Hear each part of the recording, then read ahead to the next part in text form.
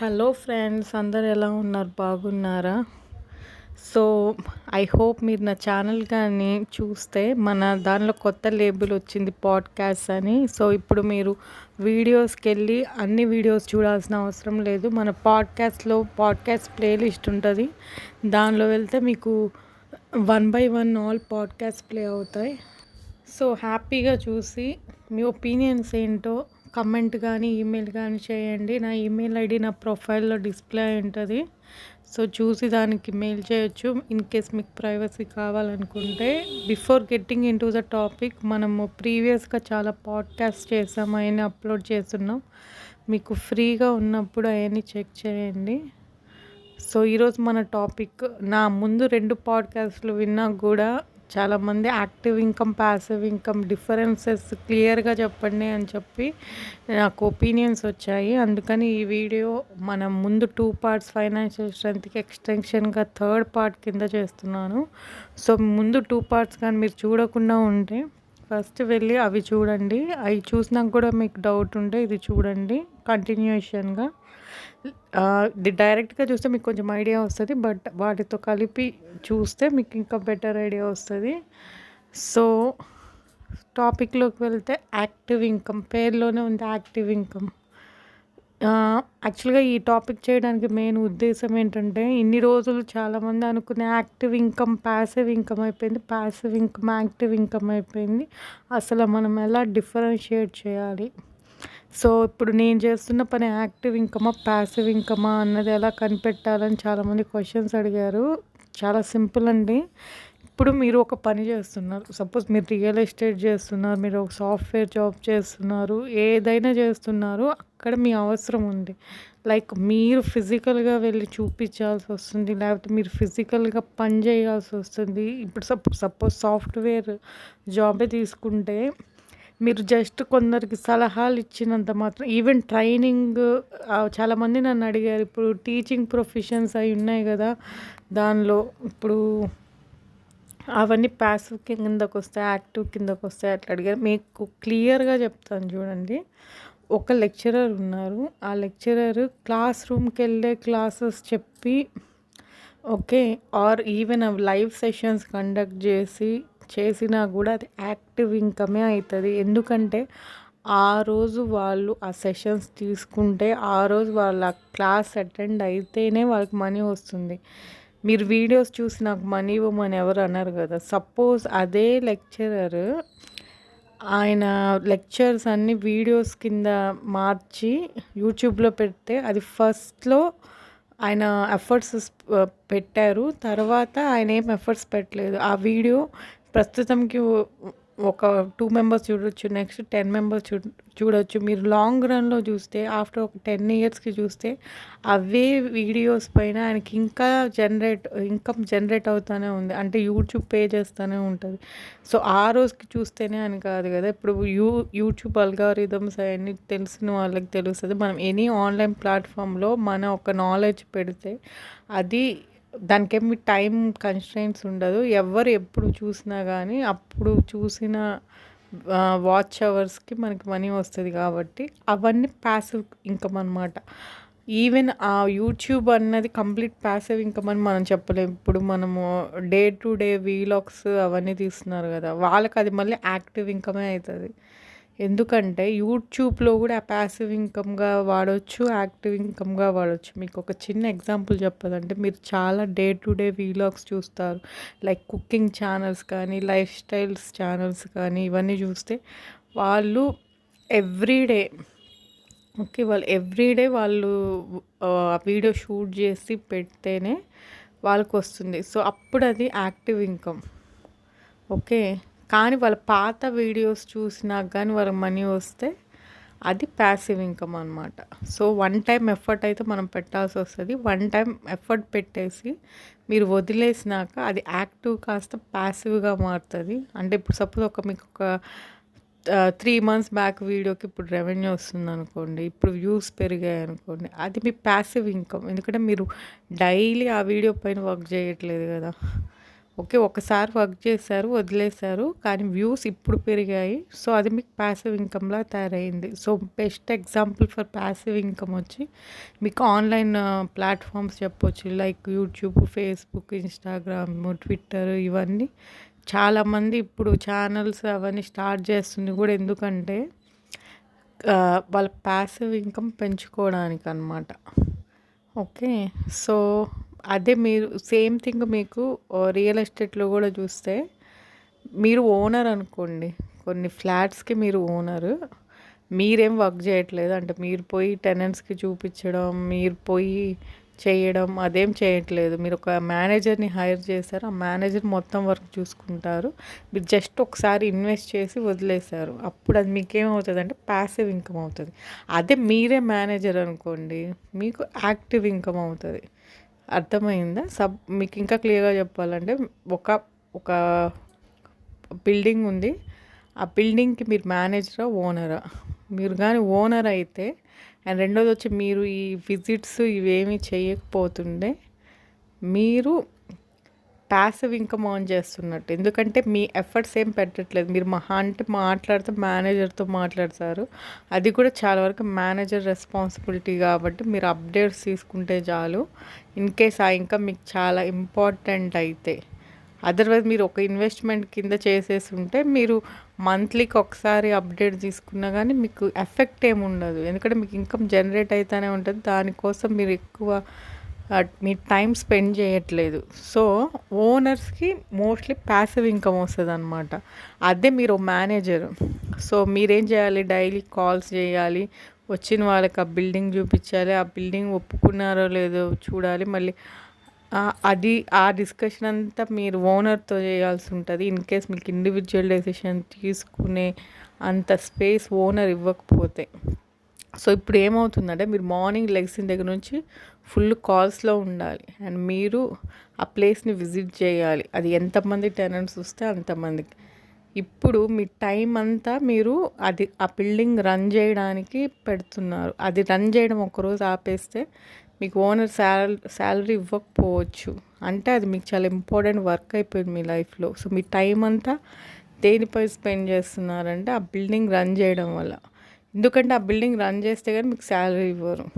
So నేను light తీసుకోవడానికి ఉండదు. సో దాన్ని యాక్టివింగ్ ఏ వర్క్ అయితే మనము ఆప్షన్గా తీసుకోకుండా ప్రయారిటీగా చేసుకుంటామో అది యాక్టివ్ ఇన్కమ్ అనమాట. సపోజ్ ఇప్పుడు యూట్యూబే చూసారు, మీరు యూట్యూబ్లో రెగ్యులర్గా వీడియోస్ పెట్టే వాళ్ళని చూస్తారు. ఓకే. ఎందుకంటే వాళ్ళ యాక్టివ్ కింద ఇన్కమ్ కింద లెక్కేస్తే ఆ మంత్కి వాళ్ళకి అన్ని వ్యూస్ పోయి అంత మంత్లీ ఇన్కమ్ వస్తేనే వాళ్ళ ఈఎంఐస్ అవన్నీ కట్టుకునే స్టేజ్లో ఉంటారనమాట. సో వాళ్ళు యూట్యూబ్ని కూడా ఒక యాక్టివ్ ఇన్కమ్లా కన్సిడర్ చేస్తున్నారు. ఓకే. సో అలా కాకుండా కొంతమంది సపోజ్ టీచింగ్ పీపులే తీసుకుంటే వాళ్ళు ఒకసారి వాళ్ళ కంటెంట్ని పెట్టేసి వదిలేస్తారు. మహా అంటే షార్ట్స్ అలా అప్పుడప్పుడు రిలీజ్ చేస్తూ ఉంటారు. ఎందుకంటే వాళ్ళు ఆ ఇన్కమ్ పైన డిపెండ్ అయ్యి లేరు కాబట్టి వాళ్ళ ఇంటెన్షన్ ఆప్షనల్గా వాళ్ళు యూట్యూబ్ని తీసుకున్నారు కాబట్టి వాళ్ళకి అది ప్యాసివ్ ఇన్కమ్ అవుతుంది. అది డిఫరెన్స్ అనమాట. సో ఇలానే ఇంకా చాలా యాక్టివ్ ఇన్కమ్ ప్యాసివ్ మీరు ఏదైనా తీసుకోండి. మీరు బేకరీని రన్ చేస్తున్న any business, any job, okay, any work is active income. అలా కాకుండా మనం వర్క్ చేయకుండా వేరే వాళ్ళతో వర్క్ చేపిస్తా దాని రిటర్న్ మనం తీసుకుంటున్నామంటే అది ప్యాసివ్ ఇన్కమ్ అనమాట. అది ఏదైనా అవ్వచ్చు. సపోజ్ మీరు రియల్ ఎస్టేట్ చూసారు, ఇప్పుడు సేమ్ సాఫ్ట్వేర్ కంపెనీ కూడా మీరు జాబ్ చేస్తున్నారు అనుకోండి ఒక సాఫ్ట్వేర్ ఎంప్లాయ్ కింద, అది మీకు యాక్టివ్ ఇన్కమ్. అదే మీరు సాఫ్ట్వేర్ కంపెనీ పెట్టున్నారు అనుకోండి, అది మీకు ప్యాసివ్ ఇన్కమ్ అవుతుంది అనమాట. అలాగా. సో ఇలాగ మీరు డిఫరెన్షియేట్ చేసుకోవచ్చు. సో మీరు కూడా ఏం చేయొచ్చు అంటే మీరు చెక్ లిస్ట్ తీసుకొని మీ డే టు డేలో మీరు చేసే వర్క్స్ ఏంటి, ఆ వర్క్స్లో ఎన్ని ప్యాసివ్ వర్క్స్ చేస్తున్నారు, ఎన్ని యాక్టివ్ వర్క్స్ చేస్తున్నారు, ఎన్ని ప్యాసివ్ ఇన్కమ్ చేసే వర్క్స్ ఉన్నాయి, ఎన్ని యాక్టివ్ ఇన్కమ్ చేసే వర్క్స్ ఉన్నాయి, ఇవన్నీ మీరు క్యాలిక్యులేట్ చేసుకుంటే అప్పుడు మీరు ఏ ఇన్కమ్కి ప్రయారిటైజ్ చేయాలి. ఇప్పుడు నేను ఆల్రెడీ మీకు ఫైనాన్షియల్ స్ట్రెంగ్త్ కావాలంటే ఒక నామ్స్ చెప్పున్నాను ఆరో కొన్ని ఫాలో అవ్వాల్సిన గైడ్లైన్స్ చెప్పున్నాను. దాంతో మీరు వ్యాలిడేట్ చేసుకోవచ్చు. ఆ వ్యాలిడేట్ చేసుకునేటప్పుడు మీరు within that scale are within that రేంజ్లో ఉన్నారా లేదా, దాన్ని బట్టే మీ ఇన్కమ్ లెవెల్ కూడా డిసైడ్ అవుతుంది అనమాట. మీరు ఎక్కువ యాక్టివ్ ఇన్కమ్ పైన డిపెండ్ అయిపోయి ఉంటే ఆబ్వియస్గా మీకు రిస్క్ లెవెల్ ఎక్కువ అని. అదే మీరు నార్మల్గా అయి ఉంటే, సో ఇప్పుడు డిఫరెంట్ లెవెల్స్ ఆఫ్ రిస్క్ ఉంటుంది కదా. సో మీ ఫైనాన్షియల్ స్ట్రెంగ్త్ని బట్టి ఎలా క్యాలిక్యులేట్ చేసుకోవచ్చు అని మనం ప్రీవియస్ పాడ్కాస్ట్ వీడియోలో చాలా క్లియర్గా డీటెయిల్గా మనం సెగ్రిగేషన్ చేసుకొని లోవర్ మిడిల్ క్లాస్కి, మిడిల్ క్లాస్కి, అప్పర్ మిడిల్ క్లాస్కి, రిచ్ పీపుల్కి ఉండే డిఫరెన్సెస్, ఫైనాన్షియల్ స్ట్రెంగ్స్ వాళ్ళు ఎలా కన్సిడర్ చేస్తారు, ఇవన్నీ చాలా నీట్గా మనము చేసాము. ఎక్స్ప్లెయిన్ డీటెయిల్గా డిస్కస్ చేసుకున్నాము. సో మీకు టైం ఉన్నప్పుడు ముందు పాడ్కాస్ట్ అయినవి చూస్తే సేమ్ టాపిక్ సేమ్ థింగ్ నేను ఇక్కడ రిపీట్ చేయాలనుకోవట్లేదు. సో మీకు మీ ఇన్కమ్ లెవెల్స్ బట్టి మీ ఫ్యామిలీ స్టేటస్ ఏంటి తెలుసుకోవాలి, మీ ఫ్యామిలీ ఫైనాన్షియల్ స్ట్రెంగ్త్ ఏంటో తెలుసుకోవాలంటే ప్రీవియస్ పాడ్కాస్ట్ డీటెయిల్గా వినండి. సో నెక్స్ట్ వచ్చి మనము యాక్టివ్ ప్యాసివ్ ఎలా డిఫరెన్షియేట్ చేయొచ్చు. ఇప్పుడు యాక్టివ్ ప్యాసివ్లో కూడా మనకి మిడిల్ది ఉంటుంది. ఆ మిడిల్ గ్రౌండ్ ఏంటంటే మీరే ఒక బిల్డింగ్ కొనుక్కున్నారు, దాన్ని మీరే రన్ చేస్తున్నారు అనుకోండి, అక్కడ అదే మీకు యాక్టివ్ ఇన్కమ్ అవుతుంది, ప్యాసివ్ ఇన్కమ్ అవుతుంది. ఓకే. సో ఇప్పుడు మోస్ట్ ఆఫ్ ద పీపుల్ ఏం చేస్తారంటే వాళ్ళ మేనేజర్స్ని వాళ్ళందరినీ హైర్ చేసుకోకుండా, ఎందుకంటే వాళ్ళకి అంత కెపాసిటీ కూడా ఉండదు. మనము ప్రీవియస్ పాడ్కాస్ట్ని అబ్జర్వ్ చేస్తే ఒక మనిషిని మెయింటైన్ చేసే రేంజ్ ఎప్పుడు వస్తుంది మనకి, మనం 75% ఫైనాన్షియల్ స్ట్రెంగ్త్ తెచ్చుకున్నాకే కదా. సో ఆ 75% అందరూ రీచ్ అవ్వలేరు కాబట్టి చాలా వరకు ఏం చేస్తారంటే ఈ మిడిల్ గ్రౌండ్లో వాళ్ళే ప్యాసివ్ ఇన్కమ్, యాక్టివ్ ఇన్కమ్ ఒకే దానిపైన తెచ్చుకోవడానికి ట్రై చేస్తారు. మీకు ఇంకా క్లియర్గా ఎక్స్ప్లెయిన్ చేయాలంటే ఒక బిల్డింగ్ ఉంది, ఆ బిల్డింగ్ ఒక పర్సన్ కొనుక్కున్నారు, వాళ్ళు కష్టపడి ఆ బిల్డింగ్ కొనుక్కోవడమే వాళ్ళకి చాలా పెద్ద టాస్క్ అనమాట. ఇంకా దానికి ఒక మేనేజర్ని హైర్ చేసి ఆ మేనేజర్ రిటర్న్ ఇస్తారో ఇవ్వరో తెలియదు. అండ్ రెండోది వచ్చి మనం హైర్ చేయడం అంటే ఊరికనే హైర్ చేసేయడం కాదు కదా, దానిలో వచ్చే రిటర్న్స్లో కొంత పర్సెంట్ వాళ్ళకి శాలరీగా ఇస్తాం మనం. సపోజ్ నేను ఒక బిల్డింగ్ ఒక 1 crore పెట్టి పర్చేస్ చేశాను, దాని రెంట్స్కి ఇవ్వడం స్టార్ట్ చేశాను. డూ యూ థింక్ మనకు ఒక 2 lakhs 3 lakhs వస్తుందా? మ్యాక్సిమం 1% వేసుకున్నా కూడా 1 lakh rents or 1 lakh return అవ్వడమే చాలా పెద్ద విషయం. అట్లాంటప్పుడు నేను ఒక 25,000 ఇచ్చి ఒక పర్సన్ని హైర్ చేసుకున్నా. ఓకే. ఇప్పుడు ఈ రోజుల్లో చాలా వరకు మనకి శాలరీడ్ ఎంప్లాయీసే ఎక్కువ ప్రిఫర్ చేస్తారు. మనము పర్సంటేజ్లు ఇస్తాము అన్నా కానీ చాలా వరకు ఇంట్రెస్ట్ చూపరు. కాబట్టి జనరల్ ఒక ఎంప్లాయీ మైండ్ సెట్ కన్సిడర్ చేసి నేను చెప్తున్నాను. సో ఆ పర్సన్ వర్క్ చేసినా చేయకపోయినా, ఆ పర్సన్ మనకి రిటర్న్స్ తీసుకొని రాకపోయినా మనం 25% ఆఫ్ ద ప్రాఫిట్ ఒక మనిషి పైన ఇన్వెస్ట్ చేస్తున్నాం. జస్ట్ ఇమాజిన్ చేయండి, ఆ పర్సన్ మీకు రిటర్న్స్ తేవట్లేదు, ఒక 4 months తేలేదు రిటర్న్స్. సో ఆ 1 lakh ఎవరు భరించాలి? ఓనర్ భరించాలి కదా. అందుకని ఏం చేస్తారంటే ఇంకా 75% ఫైనాన్షియల్ స్ట్రెంగ్త్ మీట్ అవ్వని వాళ్ళు, అండ్ రెండోది వచ్చి చాలా లిమిటెడ్ రిసోర్సెస్ ఉండి వాళ్ళు ఫైనాన్షియల్ స్ట్రెంగ్త్ లెవెల్స్ ఇంకా వేరే వాళ్ళని మెయింటైన్ చేసే రేంజ్ లేని వాళ్ళు, వాళ్ళే బోత్ ప్యాసివ్ ఇన్కమ్ ఆ బిల్డింగ్ పైన తెచ్చుకుంటారు అన్నమాట. అంటే వాళ్ళ ఫ్రీ టైంలో వాళ్ళే పోయి విజిట్స్ చూపిస్తారు, ఆర్ వాళ్ళే డెడికేటెడ్ టైం అని కూడా చెప్పొచ్చు, మన ఫ్రీ టైం అని చెప్పలేము. జస్ట్ ఇమాజిన్ చేయండి, ఒక సాఫ్ట్వేర్ ఎంప్లాయీ ఉన్నారు, వాళ్ళు లోన్స్ అవన్నీ తీసుకొని ఒక 3-4 flats ఏదో ఇన్వెస్ట్ చేశారు. ఎందుకంటే హోమ్ లోన్స్ తీసుకుంటే ఇంట్రెస్ట్ రేట్ తక్కువ అని, అండ్ రెండోది వచ్చి మనకి ఇంట్రెస్ట్ రేట్ కూడా తక్కువకే ఇస్తారు కాబట్టి ఏదో ఒక ఇన్వెస్ట్మెంట్ కింద ఆలోచించి నా దగ్గర ఫుల్ మనీ వచ్చేసరికి నేను ఎప్పుడు ఫ్లాట్ కొనాలి అనే థాట్తో ముందే కొనేశారు. ముందే మెయింటైన్ చేద్దాం, ఎట్లా కూడా తిరిగి కడదాం అనే థాట్తో కొన్నారని అనుకుందాం.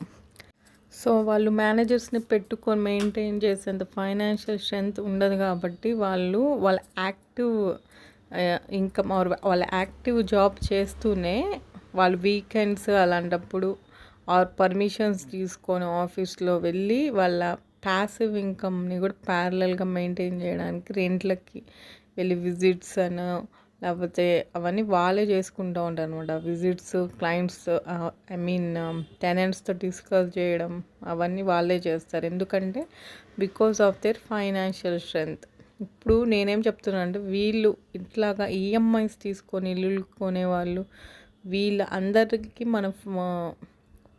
మనం ఫస్ట్ ఏం చూస్తామంటే వాళ్ళు ఒక ఇల్లు కొనేసారు అదొకటి చూస్తాం, అది ఒక అసెట్ లాగా చూస్తాం. బట్ అది యాక్చువల్గా అసెట్ కాదు. అండ్ రెండోది వచ్చి అది వాళ్ళ ప్యాసివ్ ఇన్కమ్ కాదు. ఎందుకు కాదంటే ఇప్పుడు ఆ ఇల్లులో టెనెంట్స్ ఉన్నా ఉండకపోయినా వీళ్ళు గ్యారంటీ టైం టు టైం బ్యాంక్కి మనీ కట్టాల్సి వస్తుంది. సపోజ్ ఇమాజిన్ చేయండి, ఒక 2-3 months వాళ్ళకి టెనెంట్ రాలేదు.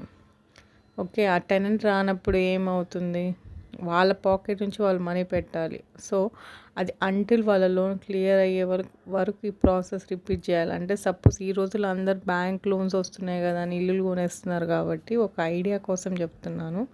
మీరు 30 years 25 years ఈఎంఐ పెట్టుకొని ఒక ఇల్లు కొంటున్నారు. ఆ 30 years 25 years అయ్యి కంప్లీట్ డాక్యుమెంట్స్ మీ చేతికి బ్యాంకు నుంచి వచ్చే వరకు అది మీ ప్రాపర్టీ కాదు, అది మీకు లయబిలిటీనే. అండ్ రెండోది వచ్చి అది కూడా మీకు ఒక యాక్టివ్ ఇన్కమ్ లాగే ఉంటుంది అనమాట. అంటే మీరు వర్క్ చేస్తేనే మీకు ఇన్కమ్ వస్తుంది, లేకపోతే రాదు. సో అంటే ఆబ్వియస్గా అలా వర్క్ చేస్తేనే మనీ వస్తుంది, లేకపోతే రాదు అనే దగ్గర గ్యారంటీ రిస్క్ ఉన్నట్టే. ఒకటి గుర్తుపెట్టుకొని మీకు షార్ట్కట్లో చెప్పాలంటే మీరు ఏదైతే యాక్టివ్ ఇన్కమ్ సోర్స్గా ఉందో అది ఎప్పుడూ రిస్కే అనమాట. ఎందుకంటే దానిలో మనకి రిస్క్ ఎందుకు ఉంటుందంటే డెసిషన్ మేకింగ్ పైన ఆధారపడిపోయి ఉంటుంది. ఇప్పుడు చూస్తే మీరు ఇల్లులే చూసారు, టెనెంట్స్ పైన ఆధారపడిపోయిన. ఇప్పుడు టెనెంట్స్ వస్తే అది మనకు ప్రాఫిట్, టెనెంట్స్ రాకపోతే లాస్. సో అది ఒక బిజినెస్గా కన్వర్ట్ అయిపోయింది కదా. అలానే మీరు వర్క్ చేస్తేనే మీకు మనీ వస్తుంది, లేకపోతే రాదు. సో ఇక్కడ వర్క్ చేయడం అన్నది కంపల్సరీ అయిపోయింది. సో ఇలా కంపల్సరీ ఉన్నవన్నీ యాక్టివ్ ఇన్కమ్ కిందకు వస్తాయి. సో ఈ కంపల్సరీనెస్ అని ఉండడమే ఒక హింట్ అనమాట. ఏంటంటే మీకు రిస్క్ లెవెల్ ఎక్కువ ఉందని. జస్ట్ ఇమాజిన్ చేయండి, మీకు యాక్సిడెంట్లు అయినా ఏమైనా కానీ మీరు ఈ వర్క్స్ ఏం చేయలేకపోయారు, అప్పుడు మీ సర్వైవల్ ఏంటి? సో ఇవన్నీ మనం డీటెయిల్గా ముందు పాడ్కాస్ట్లో బాగా డిస్క్రైబ్ చేసాం, బాగా డిస్కస్ చేసాము. సో ముందు పాడ్కాస్ట్ చూడండి, డీటెయిల్గా మీరు ఎందుకు ఫైనాన్షియల్ స్ట్రెంగ్త్ పైన కాన్సన్ట్రేట్ చేయాలని మన ముందు పాడ్కాస్ట్ చూడండి. సో ఈ వీడియోకి మనము active income, passive income stick అయితే, సో ఇప్పుడు దాకా మనం బిల్డింగ్ ఎగ్జాంపుల్ చూసాం కదా. సపోజ్ నేను 1 రూపీ లోన్ తీసుకోకుండా ఆ బిల్డింగ్ నా ఓన్ అనమాట. సో ఇప్పుడు నేను అది రన్ చేస్తాను. అది హోటల్ అవ్వచ్చు, లేకపోతే టెనెంట్స్కి రెంట్కి ఇవ్వచ్చు, ఏదైనా ఇవ్వచ్చు. మేబీ నా ప్రాఫిట్ ఆర్ లాస్లో చేంజెస్ వస్తాయి, కానీ నాకు అది కంపల్సరీగా నేను ఈఎంఐస్ ఏం కట్టాల్సిన అవసరం ఉండదు. కాబట్టి మేబీ నా ప్రాఫిట్ అండ్ లాస్లో నాకు చేంజెస్ కనిపిస్తాయి, కానీ ఓకే అది నాకు కంపల్సరీ అయిపోతుంది. అంటే నేను కంపల్సరీ మంత్లీ రాగానే ఈఎంఐస్ కట్టాలి ఆ బిల్డింగ్కి, అలా అవ్వదు. సో కానీ నాకు ప్రాఫిట్ అండ్ లాస్లో చేంజెస్ కనిపిస్తాయి. సో కంపల్సరీ నుంచి ఇలా మనకు ప్రాఫిట్ ఆర్ లాస్ కనిపించే స్టేజ్కి ఒక అసెట్ పైన వెళ్ళేదాన్ని. సో లయబిలిటీ, ఇప్పుడు మీరు ఈఎంఐ తీసుకొని ఇల్లుకుంటే ఉన్న లయబిలిటీ మీకు ఇప్పుడు ఈఎంఐ లేదు కాబట్టి అది అసెట్ అయిపోయింది. కావాలంటే మీరు చూడండి, ఓన్లీ అసెట్స్కి మాత్రమే మనం ప్రాఫిట్ ఆర్ లాస్ కన్సిడర్ చేసుకునే స్టేజ్లో ఉంటాం. అండ్ రెండోది వచ్చి ప్రాఫిట్ లాస్ మీకు అంత ఇంపాక్ట్ చూపించదు, ఎందుకంటే అదంతా మీ అడిషనల్ ఇన్కమ్ అవుతుంది. కాబట్టి ఆ అడిషనల్ ఇన్కంలో కొంచెం చేంజెస్ వచ్చినంత మాత్రం మీకు ఎఫెక్ట్ పడే అంత స్టేజ్లో మీ ఫైనాన్షియల్ స్ట్రెంగ్త్ మీరు పెట్టుకొని ఉండరు. కాబట్టి ఇంకా మీకు క్లియర్గా చెప్పాలంటే, సపోజ్ మీకు మంత్లీ ఇన్కము ఒక ప్యాసివ్ ఇన్కమ్ ఒక 10 lakhs వస్తుంది అనుకోండి. సో ఈ ఒక్క బిల్డింగ్ పైన మీకు ఒక 50 lakhs డిఫరెన్స్, అది ప్రాఫిట్ అయినా లాస్ అయినా, సపోజ్ లాసే కన్సిడర్ చేస్తే ఆ 50,000 డిఫరెన్స్ మీకు అంత ఇంపాక్ట్ చూపించేది. ఎందుకంటే మీ దగ్గర ఆల్రెడీ ఒక 10 lakhs మీకు మంత్లీ వస్తూ ఉంటుంది. మేబీ మీకు 9.5 lakhs రావచ్చు. మేబీ నెక్స్ట్ మంత్ మీకు 10.5 11 lakhs కూడా రావచ్చు. సో అలాగా మీకు డిఫరెన్స్ కనిపిస్తుంది కానీ ఆ మనీ లేకపోతే మీ లైఫ్ పైన ఇంపాక్ట్ పడే అంత స్టేజ్లో మీరు ఉండరనమాట. అది మెయిన్గా మనము మన స్ట్రెంగ్త్స్ లెవెల్స్ని డిస్కస్ చేసినప్పుడు ఫైనాన్షియల్ స్ట్రెంగ్త్ లెవెల్స్ చెక్ లిస్ట్లో మనము క్లియర్గా డిస్క్రైబ్ చేసాము. ఏ లెవెల్ నుంచి ఏ లెవెల్కి వాళ్ళ మైండ్ సెట్ ఎలా ఉంటుంది, వాళ్ళ ప్లాన్ ఎలా చేసుకోవాలి నెక్స్ట్ స్టెప్ అని. సో అది క్లియర్గా ముందు పాడ్కాస్ట్ చూడండి. ఇంకా సేమ్ థింగ్ సిమిలర్గా మనం సాఫ్ట్వేర్ కంపెనీస్ చూసినా, రెస్టారెంట్స్ చూసినా, ఏవి చూసినా ఇవన్నీ ఫస్ట్ యాక్టివే ఉంటాయి. ఫస్ట్ మనం పని చేస్తేనే మనీ వస్తుంది. ఓకే, మనం పని చేయకుండా మనీ సెట్ చేసుకునే స్టేజ్లో సపోజ్ మీరు ఒక రెస్టారెంట్ అప్పు తీసుకొని పెట్టారనుకోండి, ఆ రెస్టారెంట్ మీకు ఏమవుతుంది, లయబిలిటీనే అవుతుంది. ఓకే, సో అలా కాకుండా మీ రెస్టారెంట్ మీ ఓన్ మనీతో పెట్టారు. ఓకే, అవి లాసెస్ రాకుండా మీరు రన్ చేయాల్సింది మీరు ఒక మేనేజర్ని పెట్టి రన్ చేపిస్తున్నారు అనుకోండి, ఆ మేనేజరే మేనేజ్ చేస్తారు. సో అప్పుడు మీకు ఇంపాక్ట్ తక్కువ ఉంటుంది కదా. ఎందుకంటే ఒక మనిషి డెడికేటెడ్గా ఒక బిజినెస్ ఆర్ ఒక జాబ్ చేస్తేనే వాళ్ళకి యాక్టివ్ ఇన్కమ్ వస్తుంది. సో మీ మేనేజర్కి అది యాక్టివ్ ఇన్కమ్ కాబట్టి వాళ్ళ ఫుల్ టైం దానికి స్పెండ్ చేస్తారు. మీకు అది ప్యాసివ్ ఇన్కమ్ కాబట్టి మీరు డేగా ఒక 1/2 hour 1 hour వెళ్ళి రెస్టారెంట్లో లేకపోతే మంత్లీకి ఒకసారి వెళ్ళి చూసినా కానీ మీకు పెద్ద ఇంపాక్ట్ ఏం జరగదు. మీరు అన్ని అప్డేట్స్ వెళ్ళి డైరెక్ట్గా మీ రెస్టారెంట్లోనే చూడాల్సిన అవసరం లేదు కదా. మీరు ఫోన్ కాల్లో జస్ట్ ఒక 1 minute ఫోన్ కాల్ మాట్లాడేసి కూడా మీ ప్రాఫిట్ ఆర్ లాస్ గురించి డిస్కస్ చేసి కూడా మీకు కాల్ అండ్ చేసేయచ్చు. సో మీరు ఫుల్ రెస్టారెంట్ పైన స్పెండ్ చేస్తున్న టైం ఎంత, హార్డ్లీ మేబీ ఒక 10 minutes ఒక 1/2 hour చేశారనుకోండి. చాలా వరకు అయితే ఓనర్స్ మంత్లీ చూస్తారు అకౌంట్స్ అలా అంతా. సో వాళ్ళు మంత్లీలో 1/2 hour 1 hour స్పెండ్ చేస్తారు. సో ఈ 1/2 hour 1 hour స్పెండ్ చేసినందుకు వాళ్ళకి రిటర్న్స్ వస్తాయి. కాకపోతే ఇక్కడ వాళ్ళు చేసింది ఏంటంటే వాళ్ళు ముందే వాళ్ళ ఇన్కమ్స్ అంతా అర్న్ చేసుకొని అవి ఇన్వెస్ట్ చేయడం స్టార్ట్ చేశారు కాబట్టి ఓనర్కి అది ప్యాసివ్ ఇన్కమ్ అయింది, ఎంప్లాయ్కి అది యాక్టివ్ ఇన్కమ్ అయింది. సో అలాగా మనం ఏ ఫీల్డ్ తీసుకున్నా ఏది తీసుకున్నా మీరు డైరెక్ట్ వర్క్ చేస్తుంటే మీరు ఎప్పటికీ యాక్టివ్ ఇన్కమ్ పైన డిపెండ్ అయిపోయినట్టు. ఈవెన్ మీరు ఫిలిం యాక్టర్స్ని తీసుకొని చిరంజీవి, మహేష్ బాబు, ప్రభాస్ ఇట్లాంటి వాళ్ళు కూడా వీళ్ళందరూ కూడా యాక్టివ్ ఇన్కమ్ పైనే డిపెండ్ అయిపోయారు అనమాట. ఎందుకంటే వాళ్ళు యాక్ట్ చేయడం ఆపేస్తే వాళ్ళకి ఇన్కమ్ రాదు. అందుకే వాళ్ళు అంత కష్టపడుతూ ఉంటారు. ఎందుకంటే వాళ్ళు ఫైనాన్షియల్ ప్లానింగ్లో సరిగ్గా చేసుకుంటే ఓకే, లేకపోతే వాళ్ళు ముసలి వాళ్ళు అయిపోయే వరకు కూడా కష్టపడాల్సే వస్తుంది. ఎందుకంటే మనము స్క్రీన్ పైన వాళ్ళని చూస్తున్నాం, బట్ వాళ్ళ బ్యాక్ సైడ్ చూస్తే వాళ్ళు ఫైనాన్షియల్ స్ట్రెంత్ సరిగ్గా పెట్టుకోకపోవడం వల్ల వాళ్ళు ఎప్పుడూ యాక్టివ్ ఇన్కమ్ పైన డిపెండ్ అయిపోయి ఉంటారు. అదే వాళ్ళు సరిగ్గా ప్లాన్ చేసుకొని ఉండి ఏ స్థలాలు, ఏ బిల్డింగ్స్, వాటిపైన వచ్చే ఇన్కమ్స్ ఇవన్నీ సరిగ్గా ప్లాన్ చేసుకుంటే వాళ్ళు తొందరగా రిటైర్ అయ్యి వాళ్ళ లైఫ్ని ఎంజాయ్ చేసి ఉండేవాళ్ళు. మీరు మెయిన్గా ప్రొడ్యూసర్స్ ఇట్లాంటి వాళ్ళని చూస్తే కూడా ప్రొడ్యూసర్కి వచ్చినంత ఇన్కమ్ హీరోకి రాదు కదా, కానీ ప్రొడ్యూసర్ చాలా రిస్క్ చేస్తారు. సో మన ప్యాసివ్ ఇన్కమ్ ఎలా ఉంది, మన యాక్టివ్ ఇన్కమ్ ఎలా ఉంది. సో ఇప్పుడు ప్రొడ్యూసరు కూడా యాక్టివ్గా ఇన్వెస్ట్ చేస్తేనే రిటర్న్స్ వస్తాయి. అంటే ఆయన సినిమా తీస్తేనే రిటర్న్స్ వస్తాయి కాబట్టి ఆయన రిస్క్ ప్రొఫైల్, ఆయన ఫైనాన్షియల్ స్ట్రెంగ్త్ లోగానే ఉంది. అదే ఆ ప్రొడ్యూసర్కి ఒక బ్యాకప్ ఉండి మూవీ అన్నది ఒక ప్యాషన్గా ఉండి దానిలోంచి మనీ వచ్చినా రాకపోయినా పర్లేదని తీసే స్టేజ్లో ఉంటే వాళ్ళకి ఫైనాన్షియల్ స్ట్రెంగ్త్ బాగున్నట్టు. సో మీ ఫైనాన్షియల్ స్ట్రెంగ్త్ ఎలా ఉంది, మీకు ఇంకా క్లారిటీగా ఏమైనా కావాలా ఈ వీడియోలో మనం క్లియర్గా యాక్టివ్ ఇన్కమ్ ఏంటి, ప్యాసివ్ ఇన్కమ్ ఏంటని డిస్కస్ చేసాం కదా.